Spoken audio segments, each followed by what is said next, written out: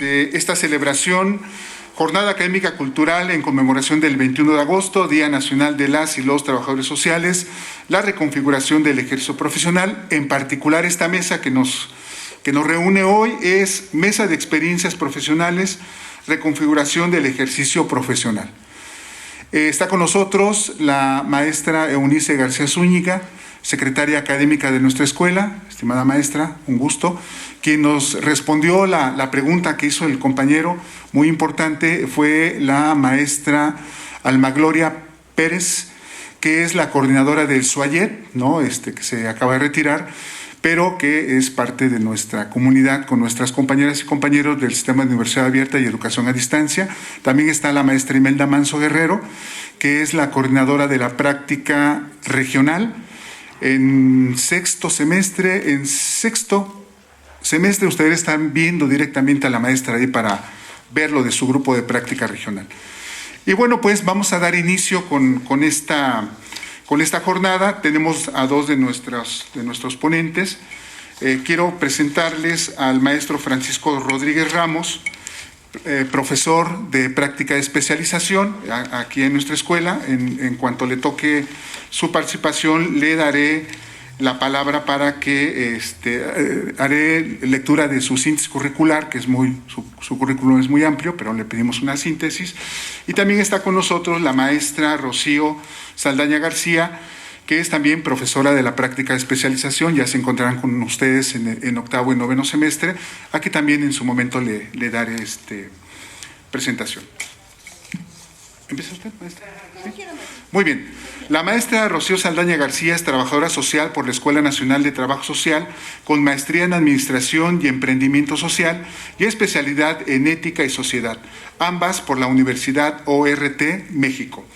Cuenta con diversos diplomados, tales como diplomado en Administración de Instituciones de Asistencia Social por la Universidad de Anáhuac, diplomado en Evaluación de Políticas Sociales por la UNAM, diplomado de Estrategias en Enseñanza a nivel universitario por esta maravillosa escuela nuestra, Escuela Nacional de Trabajo Social. En el lapso de 33 años, la experiencia profesional ha girado en torno a sectores de la infancia mexicana en condiciones de desventaja social y económica en el sector público, privado y de la sociedad civil organizada. Las funciones que ha desempeñado son de monitoreo, ejecución y evaluación de proyectos sociales. Actualmente se desempeña como gerente de responsabilidad social en Banco Santander, México, e imparte la asignatura, como ya señalé, de práctica de especialización. Quisiera que le diéramos un aplauso a nuestra querida maestra. Nuestra maestra tendrá entre 15, máximo 20 minutos, maestra, para poder concluir nuestra mesa 5 o 10 minutos antes de las 11 de la mañana. Por favor, maestra. Bueno, hablo bastante fuerte, pero... Bueno, buenos días a todas, a todos. Maestras, muy buenos días. Bueno, pues me voy a permitir leer porque si no, me alargo más.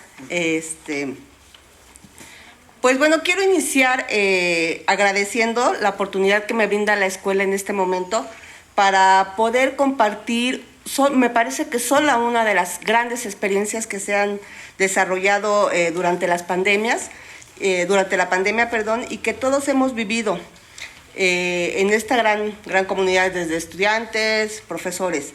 Y lo hemos vivido desde lo profesional, desde toda la parte de la academia y sobre todo desde nuestra propia humanidad. Sin duda, la pandemia trajo consigo mucho sufrimiento y pérdidas, pero también nos recordó que la práctica es un estado permanente para repensar nuestro quehacer desde adentro y desde afuera. Nos llevó a fortalecer nuestros valores y principios profesionales y humanos.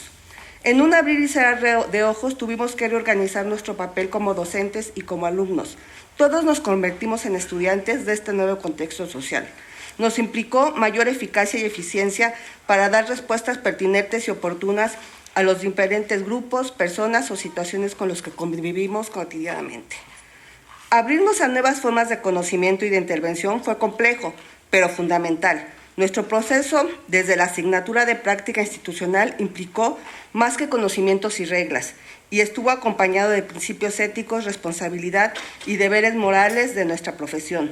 Sin duda, esta nueva forma de concebir el proceso de enseñanza y aprendizaje atraviesa por un ejercicio ético permanente que nos lleva al compromiso de ser más personas, con uno mismo y con los demás. Implica no olvidarnos que en nuestro ejercicio profesional siempre están presentes diferentes realidades sociales que son igual de valiosas que la nuestra.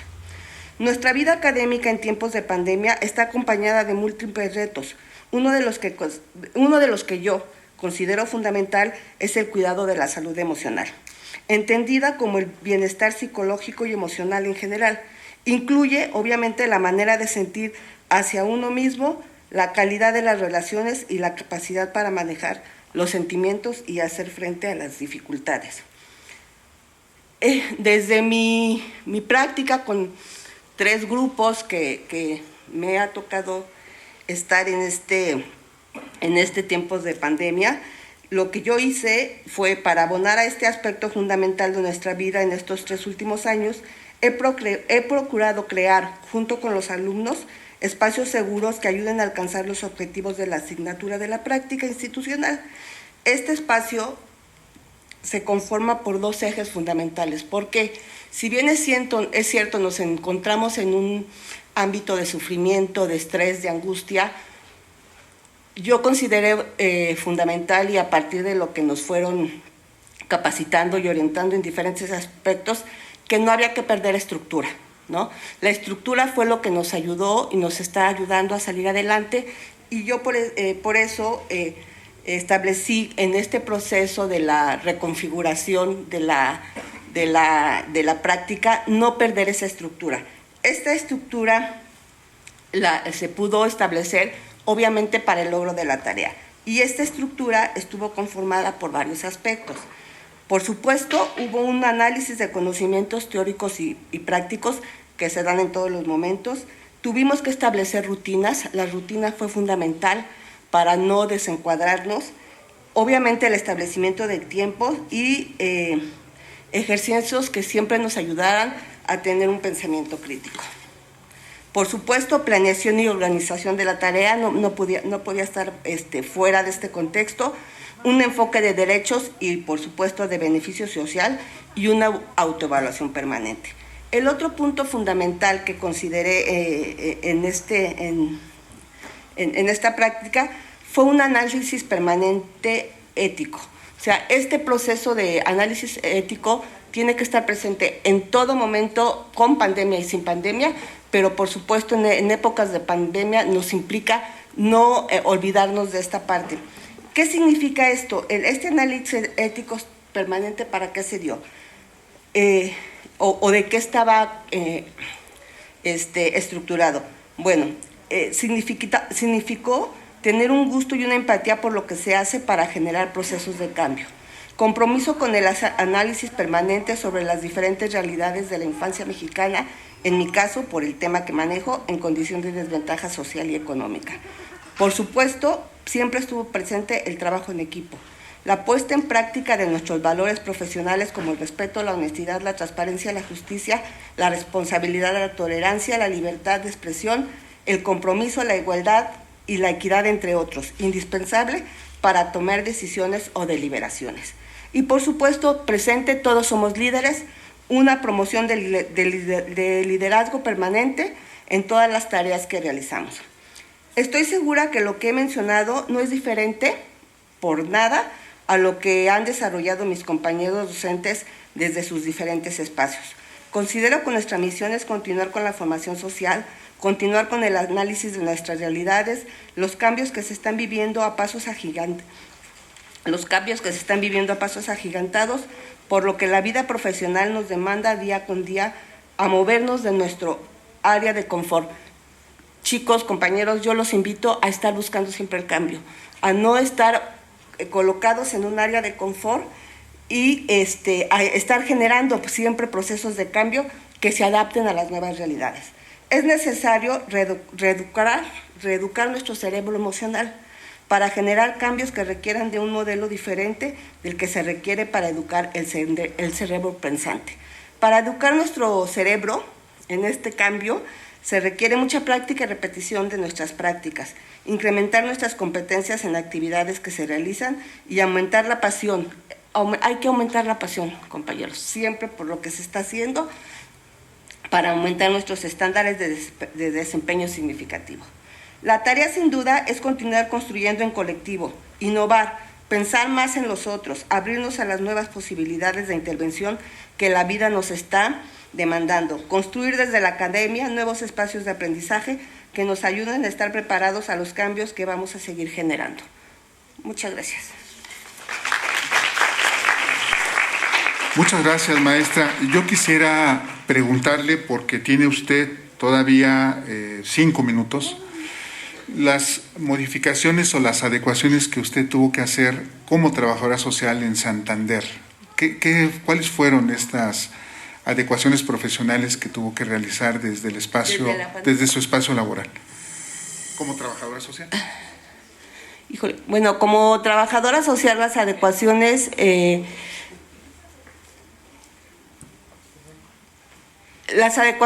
fueron más que nada en las adecuaciones técnicas, ¿sí? Las formas de operar, las formas de trabajar, porque está mal que lo diga, pero estoy en un espacio que siempre se ha respetado mucho la función del trabajador social. Entonces, todo lo que teníamos que implementar de trabajo a distancia con los compañeros, de estar retomamos muchas cuestiones de salud emocional, maestro, o sea, para poder entender, para poder contener, para poder abrirnos a nuevas estrategias de enseñanza-aprendizaje. Creo que la pandemia nos obligó a pensar más en el otro. Esa fue mi adecuación. Como docentes a veces nos olvidamos de que imponemos muchas reglas, ¿no?, para alcanzar la tarea, y me parece que una adecuación que yo tuve que hacer es la flexibilidad. Una flexibilidad al cambio que la propia empresa donde estoy, aparte de aquí, me lo está exigiendo. Innovar constantemente, la tolerancia, ¿no? Muchísima tolerancia, porque soy a veces una persona intolerante. Entonces hubo que innovar a la tolerancia, a la innovación, a entender mucho más con los compañeros, a estar más cerca de ellos, ¿no?, como trabajadora social, a encontrar nuevas técnicas, nuevas estrategias de compartir, ¿no?, las formas en las que íbamos a estar laborando, trabajando, estando en el aula. Yo creo que fue un acompañamiento que, por eso digo, es solamente una experiencia, maestro, porque yo creo que todos los compañeros docentes lo hicieron. No es nada, creo que todos lo hicimos, nos acercamos mucho más a los alumnos, tuvimos que ser más flexibles, tuvimos que innovar, había herramientas que no manejábamos, las tuvimos que manejar, y además fue algo muy enriquecedor porque también los alumnos ayudaron mucho, ¿no? Ellos también ayudaron mucho en este proceso. Obviamente hubo alumnos pues que su estrés, su ansiedad los tuvo que haber se quedaron a veces algunos en el camino, muy pocos, pero me parece que lo que yo trato de decir es que no tenemos que olvidarnos de esta parte de reeducación social. Somos sociales, ahí estamos, y no hay que olvidarnos de eso, porque la pandemia eso es lo que nos ha enseñado, ¿no?, que no, la vida va a seguir teniendo cambios. Yo un ejemplo rapidito antes de que se me acaben los 5 minutos. Desde que empezó la pandemia, donde yo estoy laborando, todo el tiempo ha sido un momento de innovación y de cambio. Nunca se ha parado, todo el tiempo nos están exigiendo cambios en las formas de operar, nos están moviendo de nuestro área de confort, todo el tiempo nos han, como aquí en la escuela también, bombardeado, invitado a tomar cursos, a actualizarnos, a capacitarnos, y yo eso es lo que les digo, chicos, ustedes están pues chavos, ¿no? Tienen mucha vida por delante. Me parece que el chip que traen ustedes es de un constante cambio, ¿no?, de una constante innovación, y creo que el COVID, eso es lo que yo rescato del COVID. Sufrimos, perdimos, pero nos dijo, no te pierdas, pon los pies en la tierra, tienes que seguir caminando, tienes que seguir creando, y me parece que ustedes son una generación que traen ese chip. Entonces, pues es eso, maestro. No sé. Muchas gracias. No, ¿de qué, maestro? Le agradezco mucho a la maestra Rocío Saldaña García por esta estos conocimientos que nos comparte. Yo quisiera decirles, bienvenida maestra. Gracias. Buen día. Quisiera cerrar la intervención de la maestra retomando varios aspectos. Uno, decía la maestra, compañeras, compañeros de primer semestre que inician este camino hacia la formación de ser los mejores trabajadores sociales de este país, aumentar la pasión. Es muy importante que ustedes hagan las cosas con pasión. Dos, buscar nuestra salud emocional lo mejor posible y apostarle a la construcción colectiva, que siempre será mucho mejor que la construcción individual, e innovar constantemente a través de técnicas y estrategias. Sería lo que yo rescataría de todo lo que nos comparte nuestra querida maestra. Y pues bueno, vayan tomando nota, compañeras, compañeros de primer semestre, y que pues esto les pueda ir sirviendo para su formación profesional. Le doy la palabra sin más al maestro Francisco Rodríguez Ramos. Le damos la más cordial bienvenida a la maestra Berenice Vargas, maestra que bueno que ya está por acá, para que usted tome airecito. Le damos la palabra al maestro y después continuamos con usted. El maestro Francisco Rodríguez Ramos es licenciado en Trabajo Social por la Escuela Nacional de Trabajo Social de esta maravillosa Universidad Nacional Autónoma de México. Es maestro en Urbanismo por la Facultad de Arquitectura de la UNAM, con especialización en Museos por la Facultad de Filosofía y Letras. Tiene una especialización en Antropología Social por la ENA, la Escuela Nacional de Antropología e Historia, y especialización en Estudios de la Ciudad por la Universidad Autónoma de la Ciudad de México.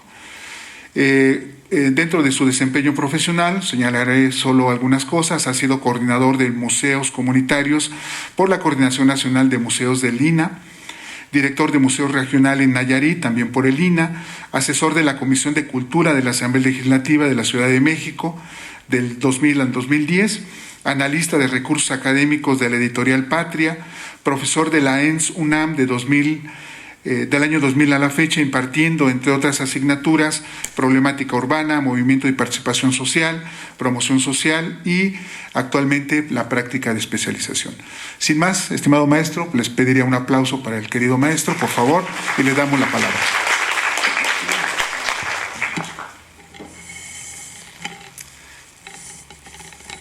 Bien, muy buenos días tengan ustedes. Voy a quitarme el cubreboca porque me siento un poco incómodo para poder hablar.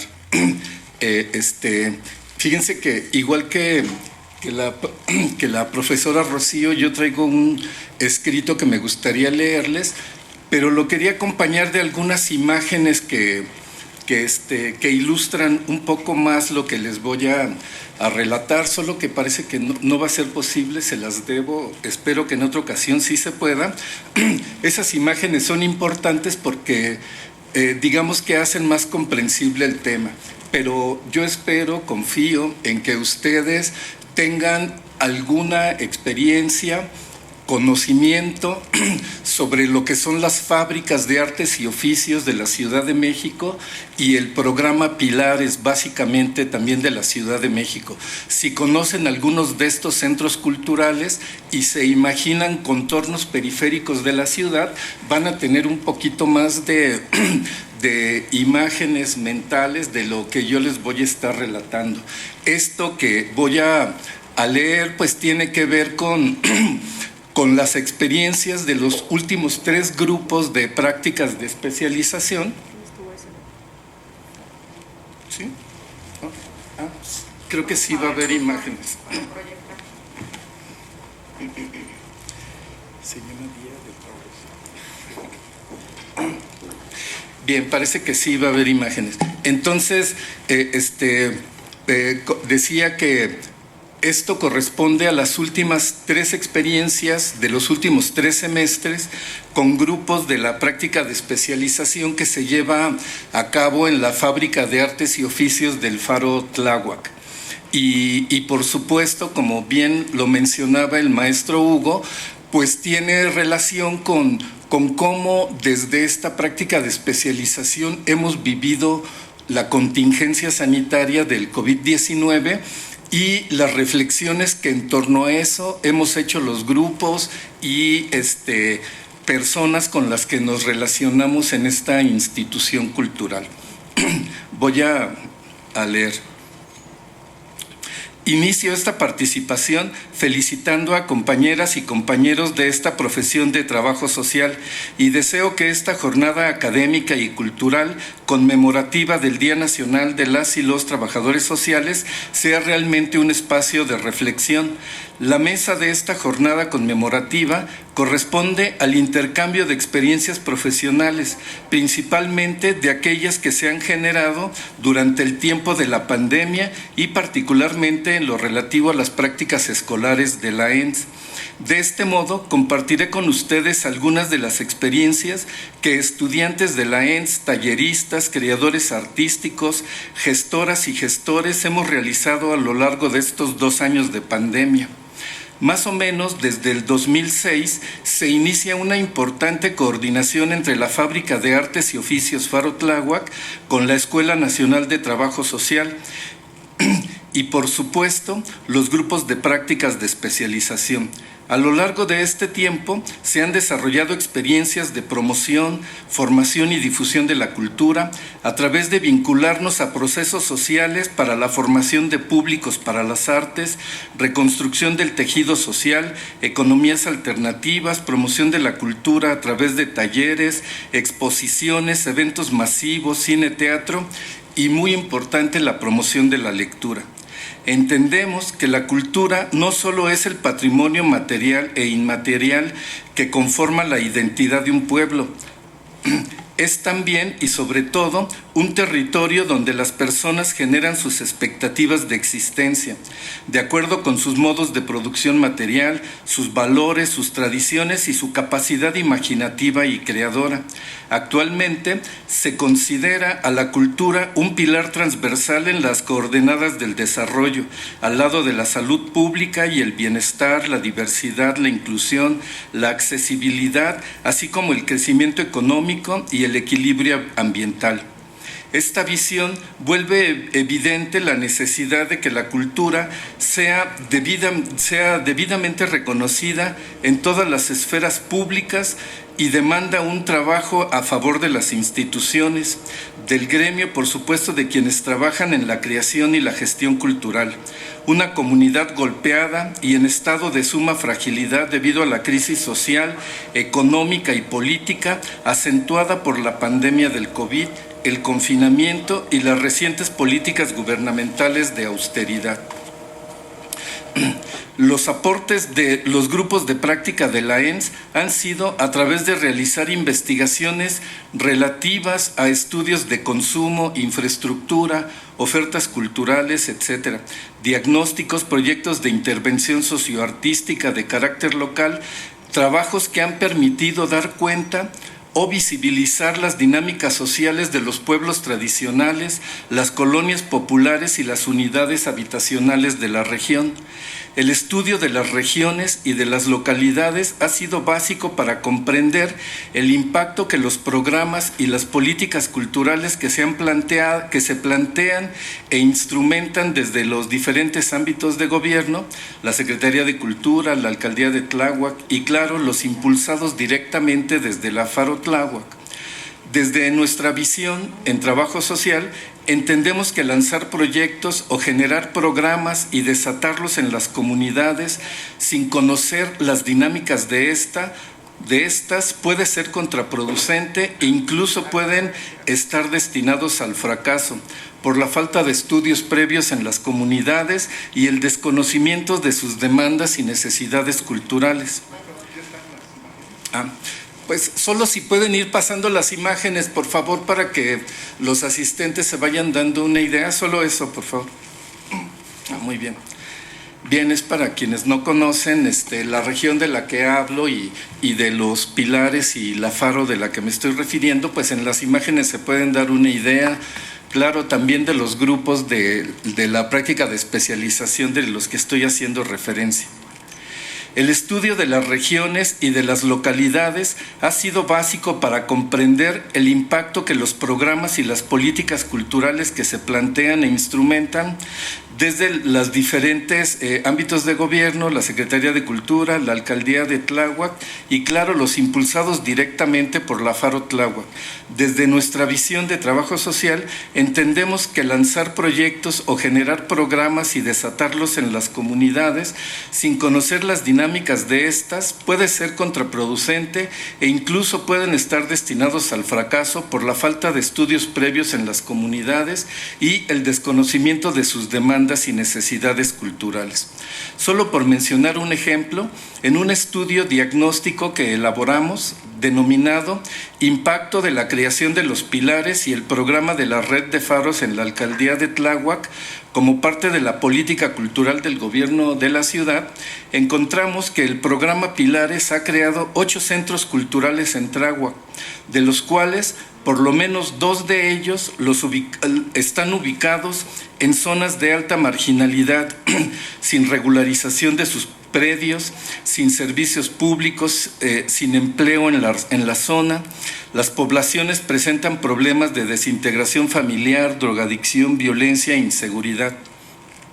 Y en medio de esta pobreza se crea un centro educativo y cultural que no representa una alternativa a los problemas de la comunidad y además su administración recoge los peores vicios de las casas de cultura tradicionales, poniendo en riesgo incluso a los trabajadores administrativos y talleristas que imparten cursos o enseñan oficios.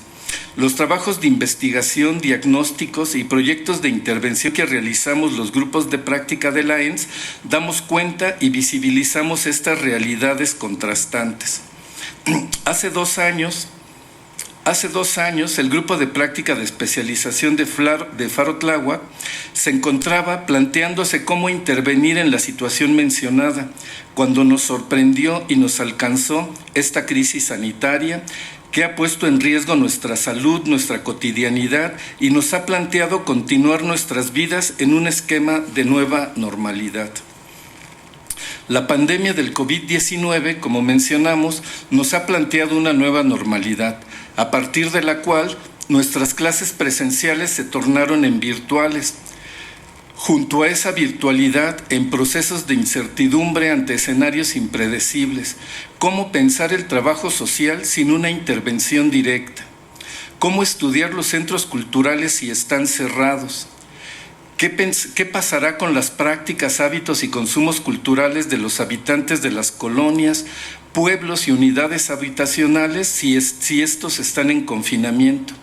Y los calendarios festivos de los pueblos tradicionales que construyen ciudadanía y reconstruyen lazos sociales, ¿qué pasará con ellos? Y un largo etcétera de preguntas que por el momento no tienen respuesta. Sobre la impartición de las asignaturas prácticas, ahora que son a distancia, ¿qué tipo de práctica corresponde a la virtualidad? ¿Y en qué consiste la nueva normalidad educativa? No sabemos qué normalidad vendrá después de la pandemia. No sabemos si regresaremos a las aulas, si podremos asistir a la escuela, alumnos, trabajadores y docentes sin contagiarnos. ¿En qué condiciones regresaremos? No sabemos. No sabemos si podremos ir al cine, al teatro, a los bares, los museos, los conciertos. Seguramente ninguna de estas preguntas se responderá afirmativamente sin un condicionante que restrinja la acción con un sí podremos volver, pero con algunas salvedades. La normalidad que vendrá no será igual a la que teníamos antes de la pandemia. Nuestra vida cotidiana se modifica de una manera o de otra. Así que, desde estas preguntas sin respuesta, el Grupo Faro Tláhuac de Prácticas dedicó horas de clase a distancia a preguntarnos cómo sustituir nuestras investigaciones en terreno, nuestras interacciones cara a cara con los actores sociales. Tendremos que replantear nuestro acercamiento frente al distanciamiento social y la sana distancia producido por la pandemia y la nueva normalidad. Ya no podremos ir a hacer trabajo de campo, o al menos no con la libertad de antes. En un contexto marcado por la distancia social, tendremos que buscar alternativas para estudiar esta nueva realidad. El problema es cómo hacemos eso posible. El trabajo social y la sana distancia se contraponen diametralmente.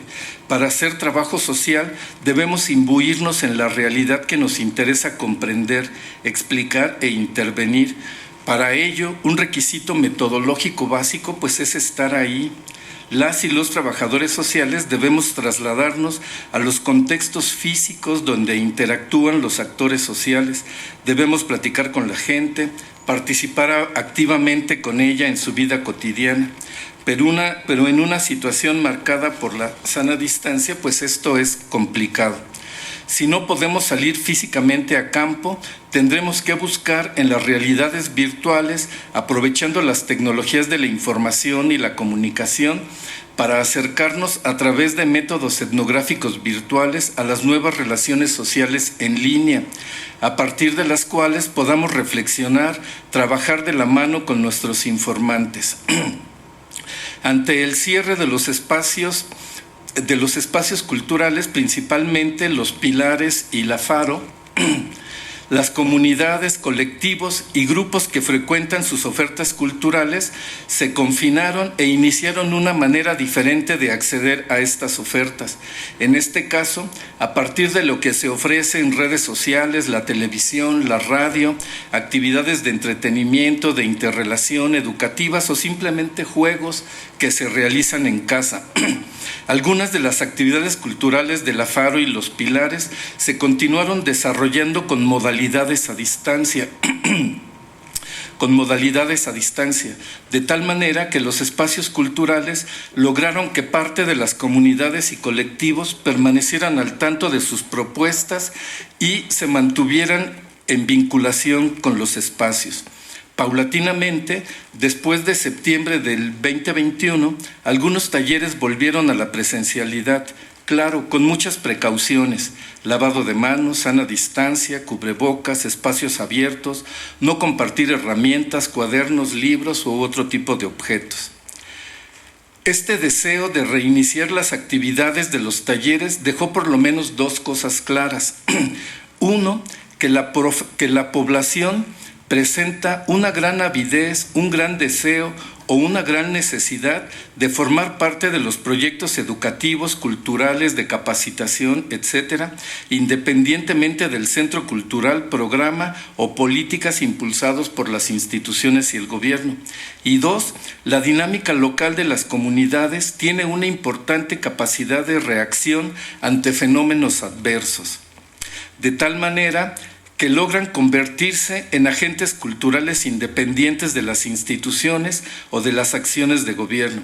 Es decir, la independencia de las comunidades o colectivos supone trabajo, intercambio de bienes, servicios, solidaridad y acompañamiento, liderazgo y articulación.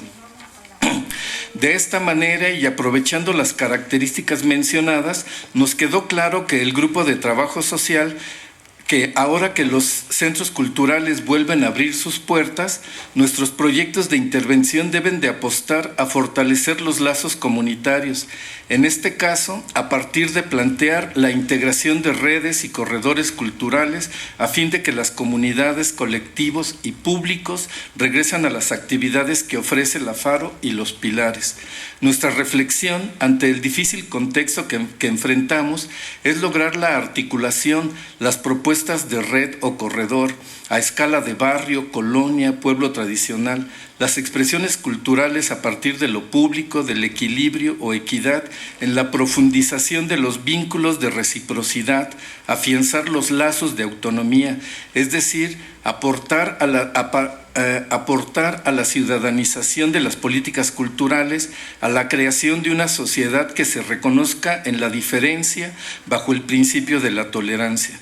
La instrumentación del proyecto de corredor cultural será una importante aportación de trabajo social.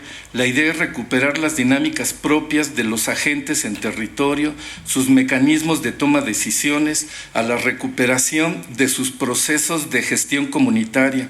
En general, a volver a organizar los colectivos vivos. Nuestra apuesta en trabajo social es hacia una intervención hacia los espacios locales. La creación de los corredores culturales y con esto cierro, forma parte de la articulación comunitaria como espacios o territorios simbólicos e históricamente significativos para lo local, en los cuales se revitaliza y se apropia para proteger y promover las prácticas y expresiones culturales locales y los centros culturales establecidos. Habrá que insistir en los faros y en los pilares, en enfocar las actividades artísticas y culturales en la sensibilización hacia el desarrollo de habilidades expresivas, la formación de públicos, la capacitación comunitaria para la gestión, acciones que contribuirán a volver a ser comunidad y con ello construir una nueva normalidad más humana. Pues gracias, esto es lo que preparé, solo si hubiera algunas preguntas y respuestas, ya que el maestro Hugo nos indique, pues podemos platicar sobre lo que expongo. Muchas gracias.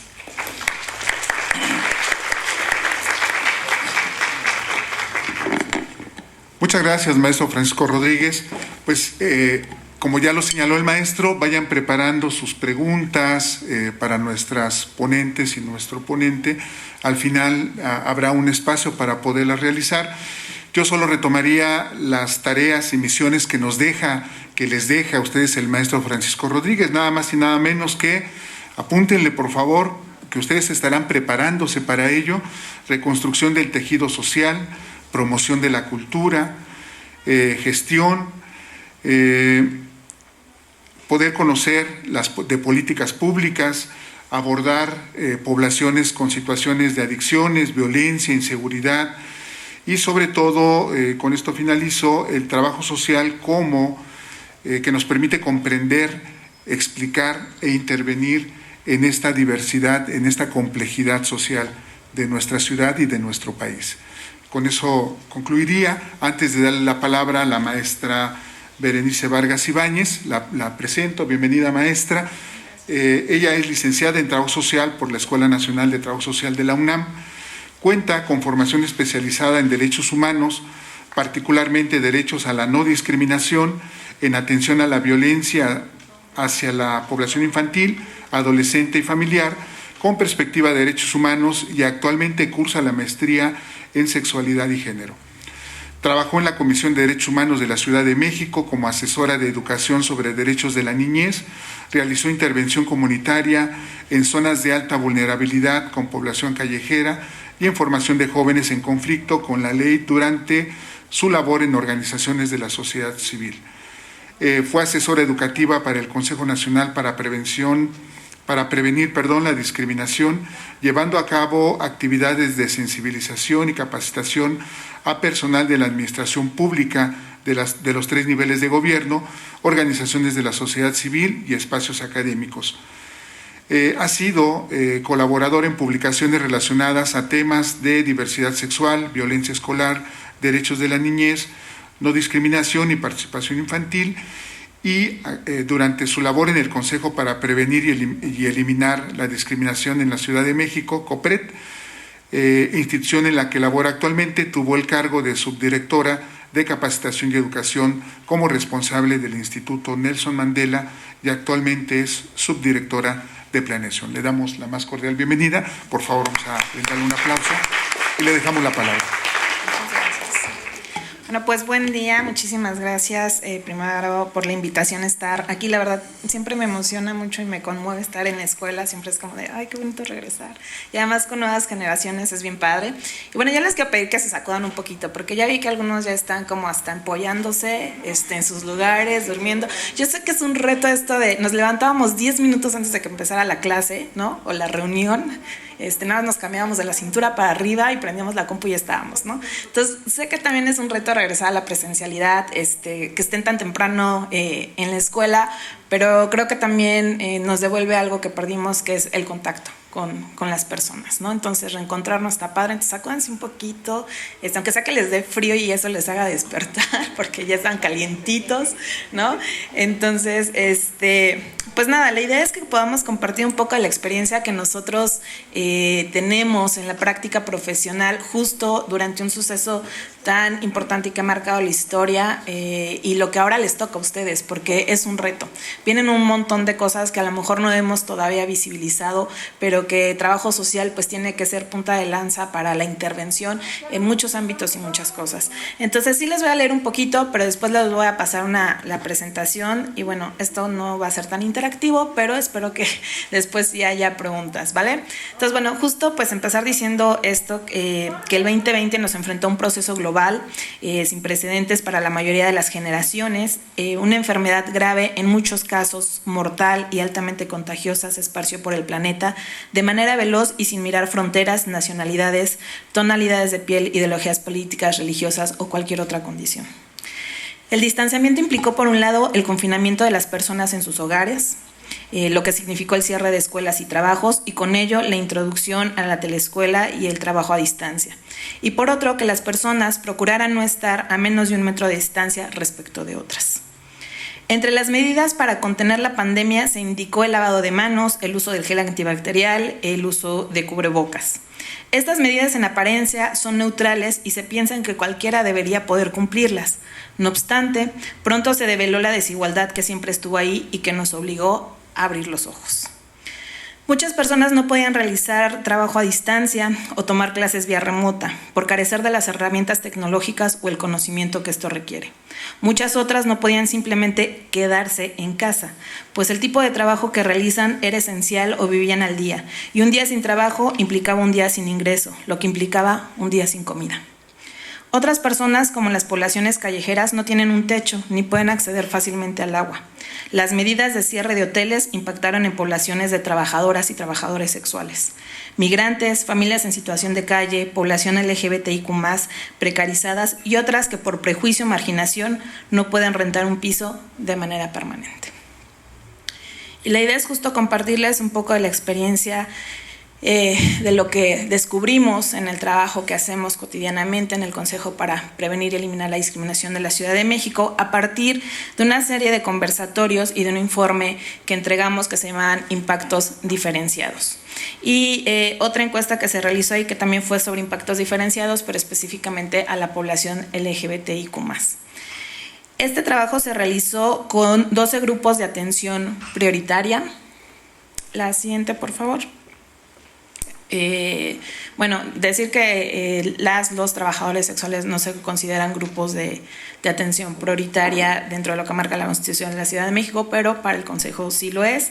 Y bueno, pues aquí están justo esos 12 grupos con los que trabajamos, que tienen que ver con personas trabajadores sexuales, poblaciones callejeras, personas LGBTIQ+, personas con discapacidad, personas mayores, personas privadas de su libertad, personas migrantes y refugiadas, niñas, niños y adolescentes, personas indígenas y afrodescendientes, personas trabajadoras del hogar y personas que vivían con VIH, así como mujeres.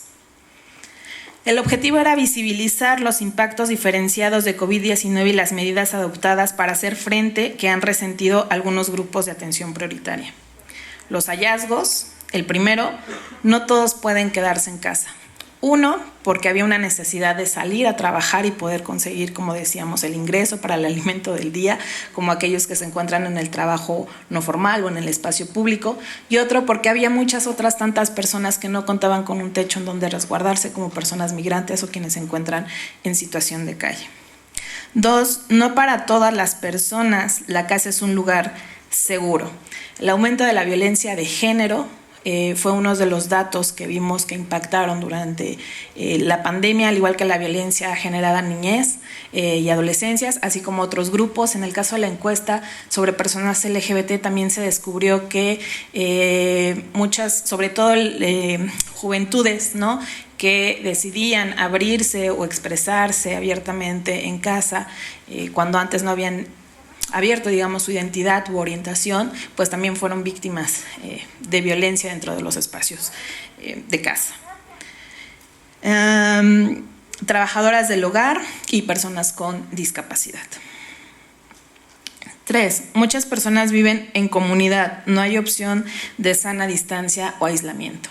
Pensemos aquellas zonas de la Ciudad de México donde el hacinamiento es parte de las características de las familias, ¿no? Ya sea porque viven en vecindades o porque viven en cuartos pequeños con más de 5 o 6 integrantes, ¿no? ¿Qué pasaba con la sana distancia? Y qué pasaba además si alguien, solo un integrante, tenía que salir a trabajar, ¿no? Era la persona que llevaba pues justamente la enfermedad a casa, y de una persona pues terminaban 6, 7, ¿no? Entonces, por supuesto que la pandemia golpeó a todos, pero a algunas poblaciones mucho más que a otras.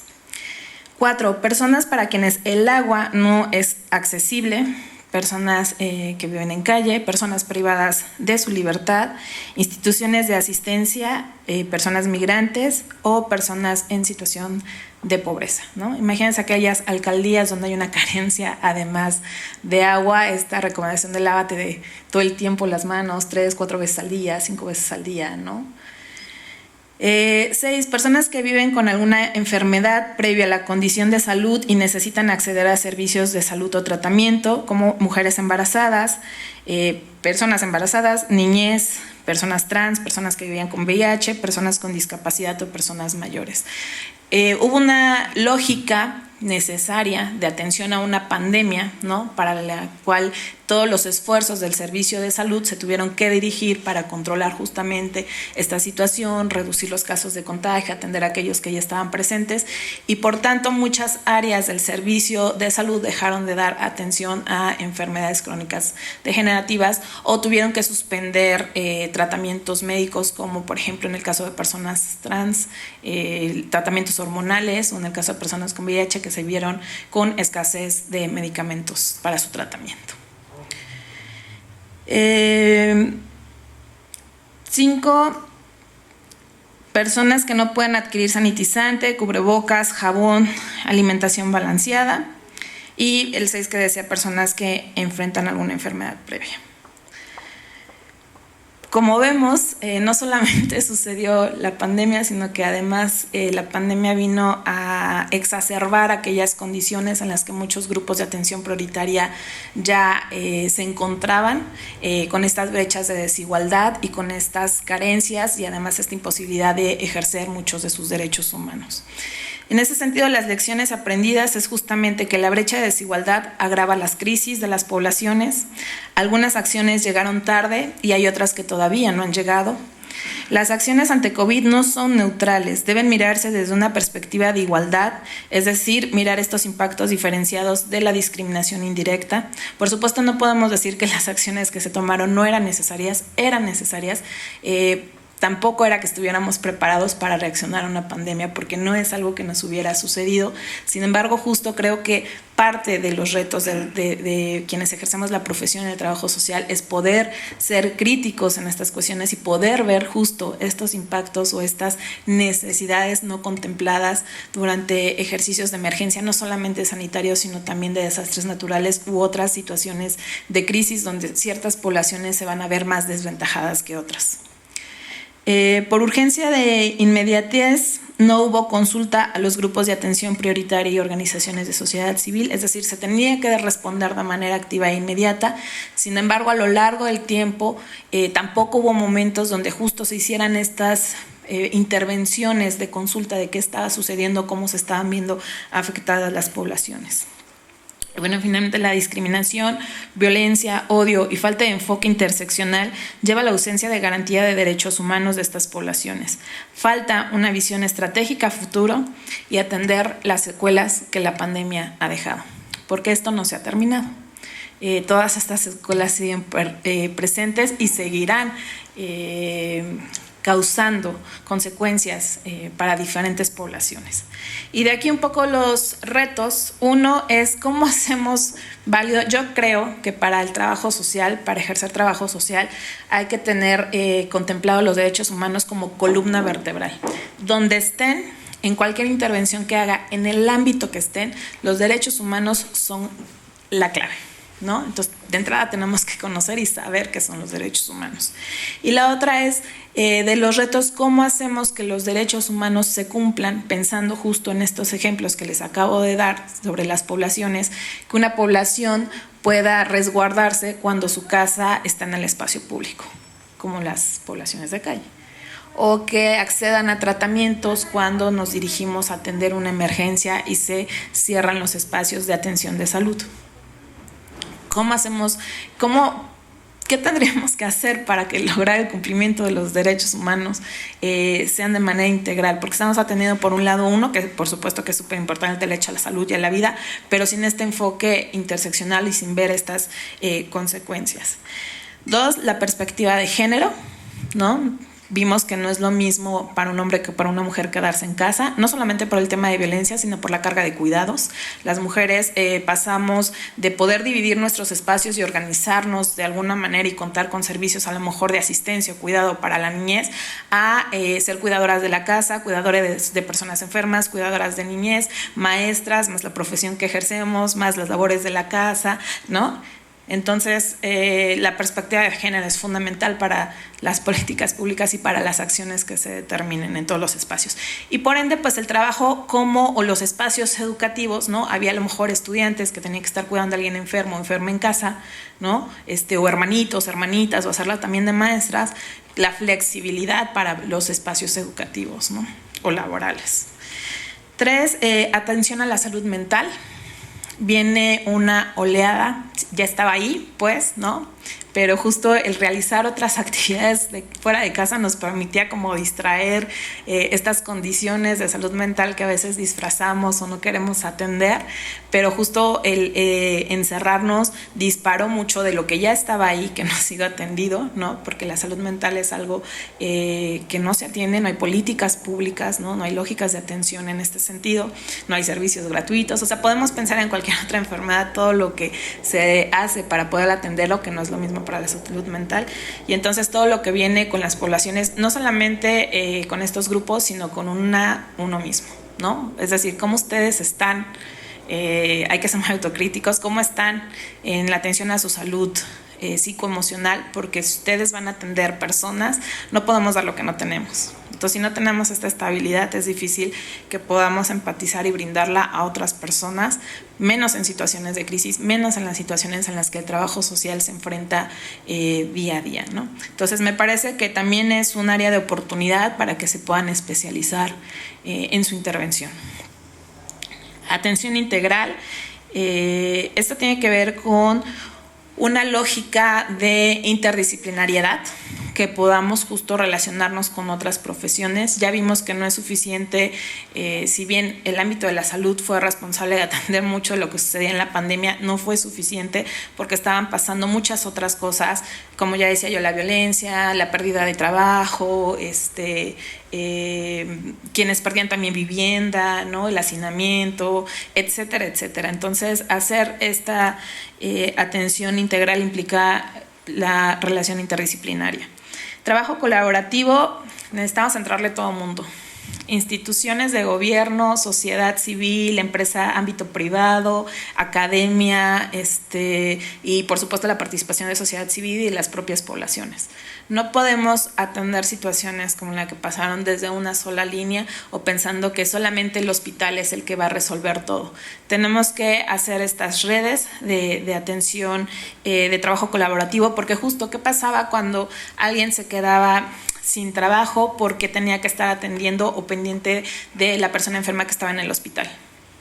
Y hay otras bocas que alimentar. Pues había organizaciones que estaban brindando alimentos, otras albergue, había programas de gobierno que estaban saliendo en ese momento. Entonces, tener una visión mucho más estratégica y una fotografía más amplia nos va a ayudar también a la intervención que podamos lograr, conociendo la labor que están haciendo desde estos otros ámbitos. Y bueno, problemáticas a atender. Aquí pues algunas, seguramente van a haber muchas otras que tienen que ver con el tema de orfandad. Cuántas niñas, niños quedaron bajo el cuidado de abuelos o quedaron huérfanas, huérfanos, ¿no? De sus cuidadores. Condiciones de salud mental que ya mencionaba. Retraso y reserción educativo. Secuelas de la enfermedad. Y la permanencia del virus. El virus ya está y no se va a ir, y ya se quedó. Y seguramente, como con otras condiciones de salud como es la influenza u otras enfermedades, será de temporada y estará apareciendo y teniendo sus picos. Entonces, ¿cómo vamos a seguir actuando, no? Y bueno, un poco de la reconfiguración de la experiencia profesional. Uno, incorporar la interseccionalidad, el enfoque de interseccionalidad, que bueno, es una herramienta analítica, pero me gusta más leer lo que dice el Women's Rights Development, que dice que el análisis interseccional plantea que no debemos entender la combinación de identidades como una suma que incrementa la propia carga, sino como una que produce experiencias sustantivamente diferentes. Es decir, no solamente voy a decir, es una mujer indígena con discapacidad que vive en la periferia de la ciudad y sus condiciones son estas. Es decir, cómo a partir de esas condiciones va a vivir una pandemia a cómo lo va a vivir alguien que vive en el centro de la ciudad y tiene acceso a servicios de salud. A eso nos referimos, a entender cómo se viven a partir de estas condiciones. No solamente entender que tiene todas estas condiciones y sumarlas, sino cómo vive, ¿no? Ciertas situaciones. Otras cosas de la reconfiguración, bueno, hacía aquí un par de preguntas, ¿no? ¿Lo que hacemos es suficiente, pertinente y es de nuestra competencia profesional? Los trabajadores sociales debemos repensar nuestro rol, revisar la vigencia de nuestro aporte, la especificidad y complementariedad profesional frente a retos complejos e interdisciplinarios.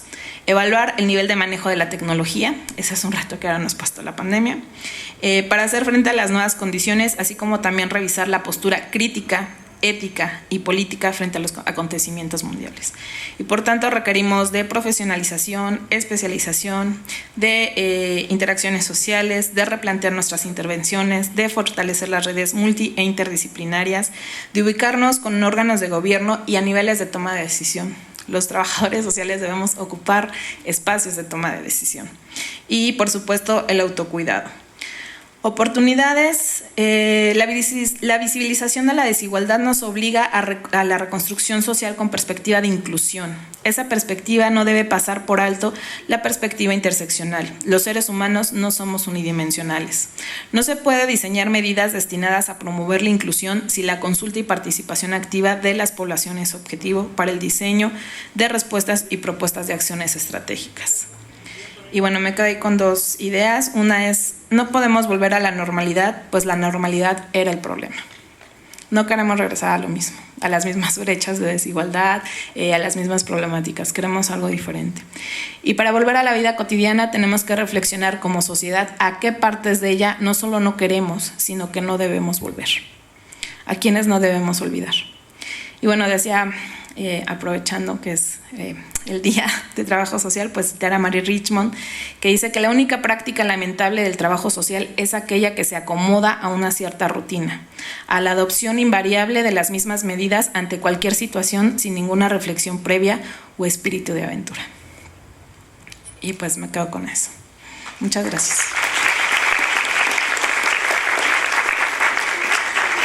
Muchas gracias, maestra Berenice Vargas Ibáñez. Importantísimo también lo que nos comparte nuestra estimada maestra. Yo me quedaría con 2 puntos. 1, hay que ocupar espacios de toma de decisión. Urge, compañeras, compañeros, que nos preparemos para ello, que le dediquemos el tiempo al estudio, a la investigación, a la formación académica, personal, para poder ocupar espacios de decisión. Tenemos los conocimientos, tenemos, si lo queremos, las habilidades y las destrezas para poderlo hacer. Y por otro lado, esta mesa de experiencias profesionales me parece muy rica. La maestra Rocío nos compartió una parte de lo individual que tendríamos que estar como muy atentos de adquirir si no lo tenemos, o de alcanzar si lo consideramos. El maestro Francisco, aspectos, misiones, espacios profesionales donde nos podemos desempeñar. Y retomo de la presentación de la maestra Berenice Vargas, la cantidad de personas, de poblaciones con las que podemos intervenir, con las que podemos participar, con las que podemos colaborar y coadyuvar mejores condiciones de vida. Personas privadas de su libertad, indígenas, poblaciones callejeras, trabajadoras sexuales, poblaciones migrantes, poblaciones diversas, personas con discapacidad, personas en situación de pobreza, personas en condición de enfermedad, entre otras que señaló la maestra. Es decir, nuestra posibilidad de insertarnos a colaborar y a facilitar procesos de cambio social son enormes. Me quedaría con esas ideas y abrimos el espacio, por favor, para preguntas, comentarios. ¿Quién dijo yo? ¿Quién tiene dudas sobre esta? Ustedes se van a mirar ya después de 4 semestres más, pues ir teniendo su inserción al mercado laboral, al mercado profesional, desde sus prácticas comenzarán en el 4º semestre y posteriormente el servicio social, e irán ya ustedes teniendo contacto con la sociedad, lo tenemos todos los días, pero ya como profesionales del trabajo social. Tenemos 2 manos levantadas, por favor, compañero, y de usted después, por favor. Adelante. Mi pregunta es para el exponente Rosy Saldaña. ¿Cómo y qué habilidades se necesitan para desempeñarse un trabajo social en una empresa o fundación como la que usted trabaja? Excelente. Escucharemos las preguntas y si ustedes no lo permiten, al final daremos el tiempo para respuesta. Por favor. Gracias. Su nombre y su nombre, por favor, compañero. Uriel Cruz, Grupo 18. Perfecto, Uriel. Muchas gracias. Por favor. Soy Daniela Fuentes y mi pregunta va para los 2 sectores públicos de la ponencia y son con respecto a las dificultades económicas. O sea, uno como trabajador social puede buscar una solución, pero ocupa dinero. ¿Cuáles son ¿cómo se diría? Las salidas que se toman para tomar estas políticas sin gastar tanto dinero? Excelente pregunta. Ahorita les darán nuestras ponentes y nuestro compañero maestro respuesta. Su nombre, por favor, y usted primero y después usted. Mi nombre es Joshua. Mi pregunta es para el maestro Francisco Rodríguez. Tomé apunte que dice que como trabajadores sociales debemos de tener visión y si queremos emprender un proyecto debemos de saber estudiar las demandas y necesidades que tiene la comunidad. Entonces, nosotros como trabajadores sociales, ¿cómo estudiamos esas necesidades? O sea, ¿tenemos que hacer una entrevista a un sector de la población o ya vamos como a una institución donde ya tiene esas demandas? Muchas gracias, Joshua. Por favor. Yo soy profesor, ya trabajo en una fundación que se llama Fundación Álvaro, que apoya a personas en situación de calle. Y tenía una pregunta para ese señor, no su nombre. Berenice. Berenice. La maestra Berenice Vargas. Acá los títulos en la universidad son importantes. Sí, muchas gracias. Entonces, ha dicho usted que se tiene que desarrollar las redes, por ejemplo, academia, fundaciones del sector público. En práctica, ¿cómo podemos hacer esto? Yo como trabajador en una fundación no sé cómo desarrollar unas alianzas con personas de academia. ¿Qué podemos hacer? Le agradezco mucho la pregunta. Maestra Silvia, por favor. Primero, agradecerle su apoyo acá con esta mesa, por favor. Gracias, maestra Silvia. Adelante. Gracias. Mi pregunta va para la doctora Berenice. Muy interesante, maestra, muchas gracias por su experiencia. Mi pregunta es, en este informe que usted realiza, ¿qué es lo que hizo específicamente en trabajo social? Gracias. Gracias, maestra Silvia. ¿Alguien más? Por favor, su nombre y su pregunta.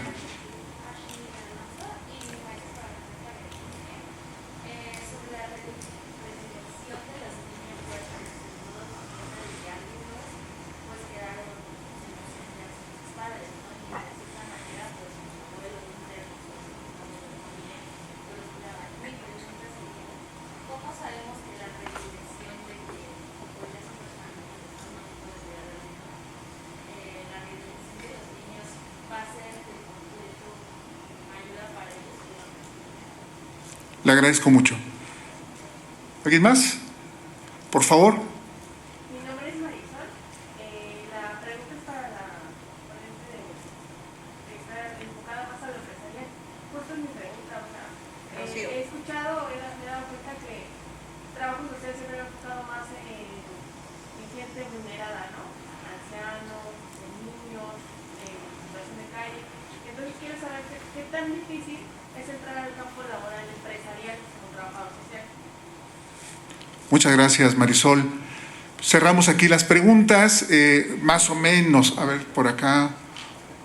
Compañera, levante bien su mano. Eso, sin miedo. Acuérdese que trabajo social es acá siempre bien valiente. Adelante, por favor. Bueno, yo quisiera preguntar cuáles son las funciones del trabajo social empresarial. ¿Cómo es que se desempeña? Perfecto. Muchas gracias. ¿Su nombre? Muset.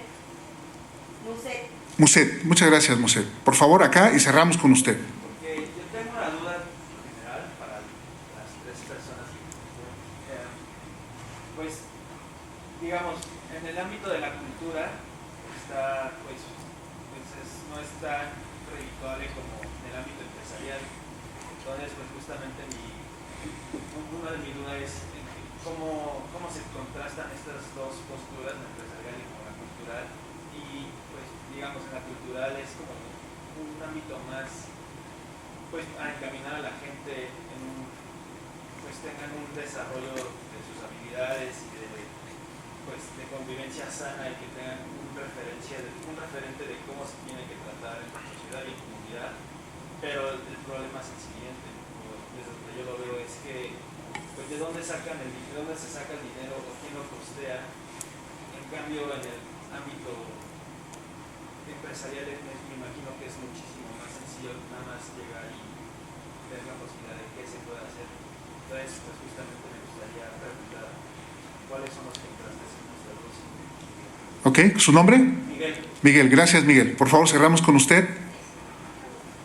¿Qué pasa con las situaciones, por ejemplo, ya cuando están en ciertos espacios, las personas vulnerables ya están ahí? ¿Sufren o vuelven a carecer de algo? Me refiero de que algún tipo de maltrato o así. ¿Qué les puede pasar otra? Igual el mismo trabajador se puede intervenir o ya eso va a una escala más arriba. ¿A dónde se dirige esos nuevos problemas? Ok, muchas gracias. Sus preguntas son como para una ponencia de cada una, entonces acá el tiempo es tirano y tendrán nuestras ponentes 3 minutos para hacer un ejercicio de síntesis, porque nuestras compañeras tienen clase a las 11, compañeros a las 11, y no les cuento, pero seguramente 5 minutos antes estarán ya así con la mochila. Entonces, para que eso no pase, me da mucha pena, pero eso es una parte importante del trabajo social, la capacidad de síntesis, de análisis de síntesis y de pronta respuesta. Entonces, maestra Rocío, 3 minutos, por favor. Bueno, pues gracias, compañeros, por las preguntas. Lo primero que me quedé es qué capacidades, qué habilidades. Lo primero es creértela, ¿no? O sea, el ámbito empresarial es un nuevo ámbito de trabajo en el que podemos incursionar. Ustedes van a saber, van a conocer que la responsabilidad social y todo el tema de sustentabilidad que se está generando en todas las empresas mexicanas, bancarias, lo que sea, está abriendo muchísimo campo para todas las personas. Siempre he dicho, ¿quién está en esas áreas de responsabilidad social, de sustentabilidad? Sin ser peyorativos, psicólogos, sociólogos, mercadólogos, comunicólogos, ingenieros. Está perfecto, pero quienes conocemos la realidad, y para eso nos capacitaron y para eso hemos practicado tanto, somos los trabajadores sociales. Tenemos todas las herramientas, todos los elementos, todos los conocimientos para poder devolverle a la comunidad lo que toda la vida le hemos quitado y que han sido las empresas. Siempre he dicho esto, si no puedes con el enemigo, ¿no?, que es todo lo empresarial, úneteles a ellos.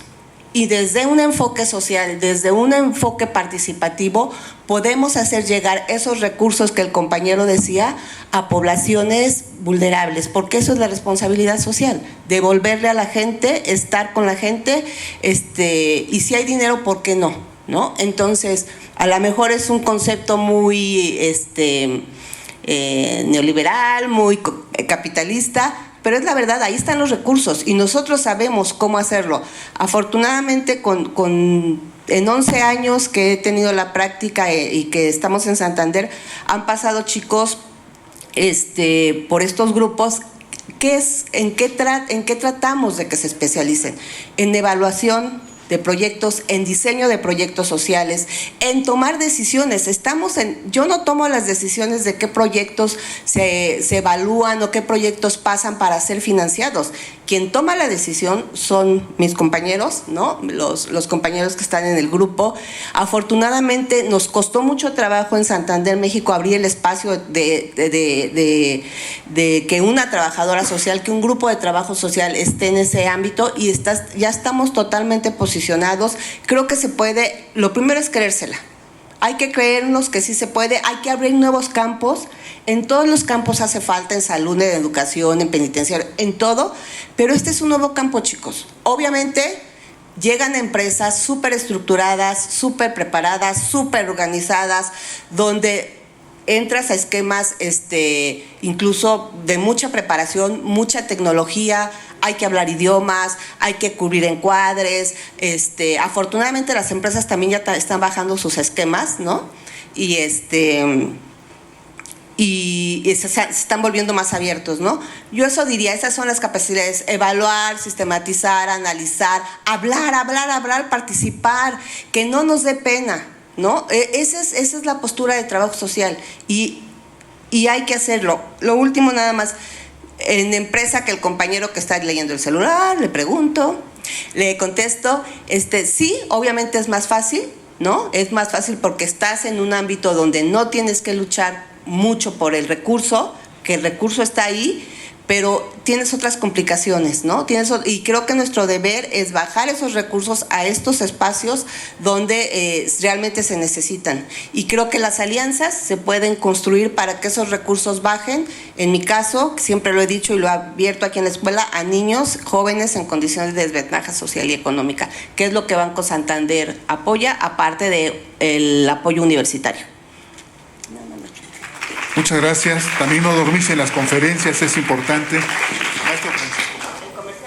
Sí, si quiere usted primero más. Por favor, adelante. Okay, gracias. Bueno, a ver, me las voy a aventar rápido. En cuanto al dinero, bueno, primero decir que es una obligación del Estado, ¿no?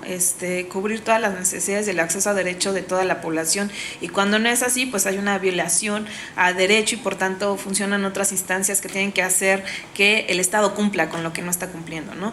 Eso por un lado. Entonces hay presupuestos, hay programas, ya ustedes verán en programa nacional, programa presupuestario, hay una infinidad de programas que tienen que ver con la asignación de recursos y de presupuestos para los diferentes temas, ¿no?, que hay. Y además, bueno, viene de nivel federal, está a nivel estatal y los locales, y entonces, bueno, ustedes tendrán que más bien en algún momento echarse un clavadito para entender y analizar sobre estos temas presupuestarios. Pero también, por otro lado, pues está justo la vinculación con otros actores estratégicos, como puede ser el caso del ámbito privado, como bien decía la licenciada Rocío, agencias internacionales, ¿no?, que están dispuestas a colaborar tanto con el servicio público como con sociedad civil, y otras organizaciones de carácter internacional que también tienen presupuesto, ¿no? En cuanto a la vinculación que hacía, pregunta el compañero, ¿cómo se hacen? Tocando puertas. O sea, la verdad es que lo que yo he visto en mi experiencia y cómo han llegado las organizaciones al consejo es que tocan y dicen, tenemos este tema que por supuesto cruza o tiene un eje que lleva al consejo, que es la igualdad y la no discriminación, particularmente de la población, y traen propuestas, ¿no? Nos interesa hacer un foro y nos interesa que haya gente de gobierno. Somos un área, mi área específicamente, lo que yo me encargo es de hacer esta vinculación entre gobierno y sociedad civil y capturar las necesidades o generar una agenda que tiene sociedad civil para colocarla en la administración pública y generar estos diálogos igual con la academia, ¿no? O con otros espacios que se requieran, ¿no? O también sumar organizaciones. A veces las organizaciones están un poco dispersas, saben que hay otras que están trabajando los mismos temas, pero no hacen ese match que a veces se necesita para impulsar con más fuerza las agendas o los temas, ¿no? Entonces yo diría, pues tocando puertas y vinculándose con otras organizaciones que ya tengan un camino recorrido, que justamente orienten cómo hacen su trabajo, ¿no? Y a quienes se acercan para poder hacer su trabajo. En cuanto al informe que hizo Trabajo Social, pues generamos les preguntas detonadoras para poder hacer los conversatorios, la vinculación con las organizaciones, después el análisis de toda la información, la sistematización y finalmente presentar el informe al interior del consejo, bueno, con las personas del consejo, con las organizaciones que participaron y después generar una agenda para la administración pública en cuanto a las respuestas que se necesitaban, ¿no? Actualmente estamos terminando ya un informe de seguimiento, que es justo preguntar a la administración pública qué hizo o cómo respondió a estos impactos diferenciados y qué está pensando en un futuro, y con sociedad civil también qué hicieron, ¿no? O qué siguen haciendo para responder a esto. Perdón, ya, rápido. Niñez en orfandad, pues dependerá de las instancias de gobierno. Ahí sí depende del sistema, ¿no? Y la idea es que no se queden o no se hagan niñez institucionalizada, que no se queden dentro del sistema, sino que puedan realmente salir. Cultura, ámbito privado. Creo que ahí les voy a decir algo claro, chicos. Acá hay 60 personas, estudiantes de trabajo social, ¿no? Todas van a salir con una licenciatura en trabajo social. ¿Qué va a hacer que alguien los contrate que sea diferente de los 58 que salieron junto con ustedes? Especialícense, busquen su área que les apasiona y sobre esa área váyanse y especialícense desde ya. Cursos, o sea, les voy a hacer el comercial rápido, perdón. Cursos gratuitos tanto en Consejo Nacional, CONAPRED, como en el COPRED, en línea, sobre qué es discriminación, racismo, diferentes temas. Váyanse especializando, encuentren su pasión y donde estés, no importa si es ámbito privado, ámbito público, sociedad civil, si te apasiona vas a resaltar y vas a estar todo el tiempo tratando de innovar, de hacer cosas nuevas, de dar el todo, porque si quieres llegar a un lugar, a una zona de confort y solamente llenar un registro todos los días, no vas a pasar de ahí. Entonces yo les invito a que se especialicen y a que encuentren su pasión en el trabajo social. No es fácil, no, pero ninguna profesión es. Hay doctores o personas que estudian medicina creyendo que iban a ganar. Perdón, no es por menospreciar, pues, pero es como romper el imaginario. Y están en las farmacias del CIMI, cobrando 15 pesos la consulta, que es muy válido, habrá quien le apasiona hacer eso, pero lo que quiero decir es que no es la carrera, es quien la ejerce. Y violencia institucional, ¿cómo se atiende? Depende de cada institución, ¿no? O sea, más bien ahí hay que meterse. Si te llega un caso y tú estás en el DIF, puede ser que te toque a ti, o puede ser que se canalice, o puede ser que otra persona u otra instancia lo tenga que ver, dependiendo del problema. Entonces, más bien son procesos y protocolos de cada institución y de cada espacio, dependiendo de cómo atiendan, ¿no? Ya, perdón.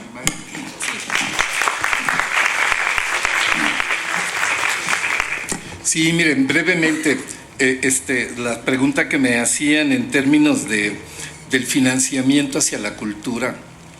Yo en la explicación que daba les decía que está muy precarizada ahorita la cultura. Uno, porque la austeridad que tenemos en el gobierno federal ha golpeado a la cultura, y dos, pues la pandemia. La pandemia, como ustedes saben, cerró los cines, los teatros, todos los foros y cayeron mucho, ¿sí? Cayeron mucho. Yo estoy siguiendo un foro que se llama el Foro Spring, que está en Santa María la Ribera. Es un foro autónomo. Ahorita tiene la presentación de la casa de Bernalda Alba y se está empezando a levantar, pero ya les habían embargado el inmueble, perdieron su trabajo los actores y los gestores que estaban trabajando ahí, y ahorita que se vuelven a abrir las puertas están retomando y hay una respuesta positiva de las poblaciones porque se está asistiendo a las presentaciones. Pero eso, si nos referimos a espacios culturales ubicados, digamos que en la ciudad central, pero la exposición que yo hago es hacia las periferias, por eso me refiero a los faros y a los pilares, en donde si en los sectores de clase media, un poco clase media alta, pegó muy fuerte, en los sectores de las periferias urbanas fue triple el golpe que dio la pandemia. Entonces, reabrir los espacios y volver a convocar a las comunidades, los colectivos, a los grupos interesados en las ofertas culturales, está costando mucho trabajo porque pues no hay dinero. De hecho, la experiencia que yo les presento es de alumnos de esta escuela que lo único que tenemos son nuestros conocimientos y las ganas de querer hacer procesos de intervención en colonias, unidades y pueblos con un nivel de marginalidad importante, con poco apoyo presupuestal y fíjense, solo para cerrar, zonas que vienen teniendo problemas desde el sismo del 1917. Luego, por supuesto, la pandemia, luego los procesos migratorios que nos han enviado para allá los migrantes. De hecho, el Faro de Tláhuac fue sede de grupos migrantes centroamericanos y que causó muchos problemas locales, y la caída del metro, y además la pandemia, ¿no? O sea que realmente sí es complejo. Tenemos una situación ahí complicada. Y lo otro, de cómo conocemos las necesidades, pues es lo que aprendemos aquí del 1º al 9º semestre, ¿sí? Hacer investigación, hacer planeación, hacer diagnósticos, a hacer recorridos en territorio, a ser muy técnicos en el trabajo, en la recolección de información, a tener mucha constancia en los trabajos que realizamos y compromiso de saber que la tarea principal que realizamos es frente a frente en las comunidades, ¿no? Así con mucho rigor metodológico en lo que trabajamos. Muchas gracias. Ya.